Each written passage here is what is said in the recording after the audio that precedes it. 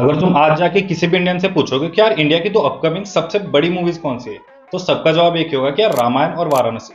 पर अगर तुम सवाल को थोड़ा सा चेंज करोगे और पूछोगे कि यार सिर्फ एक ऐसी कौन सी मूवी है जो सबसे बड़ी है, तो शायद तुम्हें थोड़ा सोचना पड़ेगा कि क्या रामायण या फिर वाराणसी। और अगर गलती से तुम ट्विटर पर हो तो तुम्हें पता होगा कि यार ये लड़ाई कितनी बड़ी हो चुकी है। जब भी रामायण टीम कोई पोस्ट करती है, तुम देखते हो कि यार कैसे लोग कमेंट में बोलते हैं कि यार वाराणसी इससे बेटर है, और जैसे ही तुम वाराणसी के पोस्ट पे जाते हो तो वहां देखते हो कि यार कैसे लोग कह रहे हैं कि यार रामायण इससे बेटर है।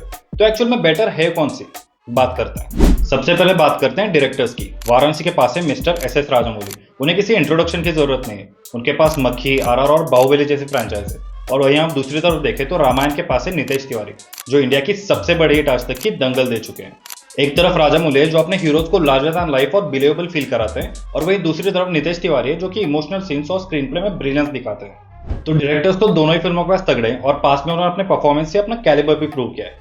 पर अगर तुम्हें किसी एक को ही चूज करना है तो फिलहाल तुम एस राजामौली को थोड़ा एज जरूर दोगे, क्योंकि इससे पहले वो एक्शन हेवी और बिग बजट मूवी संभाल चुके हैं। वहीं पर अगर हम नितेश तिवारी की बात करें तो वो उनका एक फर्स्ट टाइम एक्सपीरियंस है। तो डायरेक्टर के मामले में मैं कहूँगा दोनों इक्वल है, पर थोड़ा सा एज एस राजामौली के पास है। इसके बाद अगर बात करें म्यूजिक की, तो रामायण का म्यूजिक दे रहा है हांस जिमर और ए.आर. रहमान। हांस जिमर अब तक 2 ऑस्कर जीत चुके हैं और वहीं पर ए.आर. रहमान 1 ऑस्कर जीत चुके हैं। और वहीं हम दूसरी तरफ देखें तो वाराणसी का म्यूजिक दिया है एम किरवानी ने, और वो भी 1 ऑस्कर जीत चुके हैं। तो अगर म्यूजिक डिपार्टमेंट की बात करें तो आप दोनों ही फिल्मों के पास एकदम टॉप लेवल के बंदे हैं, तो उसमें ज्यादा कुछ चूज करने जैसा है नहीं।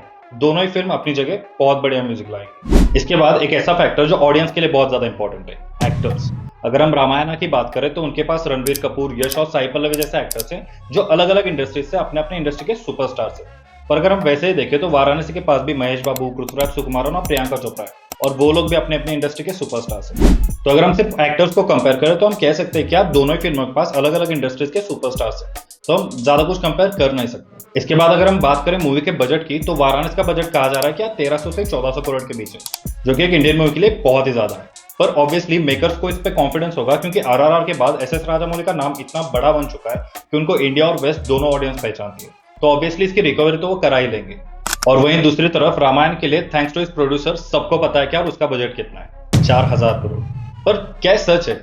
Let's deep dive.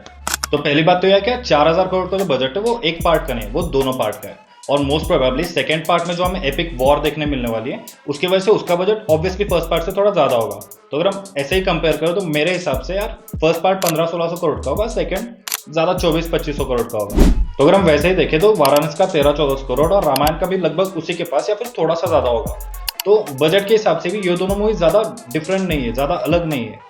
Video and करने से पहले मैं एक और चीज डिस्कस करना चाहता हूँ। आज ही न्यूज आया कि यार वाराणसी 50+ लैंग्वेजेस में डब होगी, और बहुत सारे एक्स पेजेस ऐसा पोस्ट कर रहे हैं कि यार डायरेक्टर का मानना है कि वो ह्यूमन से इसकी डबिंग कराएंगे, एआई से नहीं। ऑब्वियसली ये एक्स पेजेस डायरेक्ट डील ले रहे हैं रामायण की तरफ, क्योंकि सबको पता है कि यार लिप सिंकिंग के लिए रामायण एआई का यूज कर रही है। पर बहुत सारे हेटर्स ये मिस इन्फॉर्मेशन फैला रहे हैं कि यार वो डबिंग के लिए भी एआई का यूज कर रहे हैं। तो प्रोड्यूसर ने खुद सामने आके क्लैरिफाई किया कि यार वो डबिंग तो ह्यूमन से ही कराएंगे, उन्होंने एआई का यूज किया है सिर्फ लिप सिंकिंग के लिए। तो ये जो मिस इन्फॉर्मेशन फैला रहे हैं वो ऑब्वियसली दिखता है कि यार रामायण की तरफ हेट फैला रहे हैं। पर यार मेरा मानना है कि हमें दोनों मूवीज को कंपेयर करना जरूरी थोड़ी है।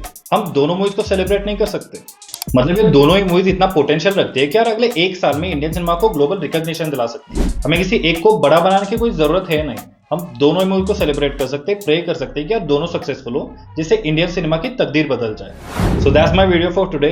Thank you for watching and subscribe if you like the video. Thank you.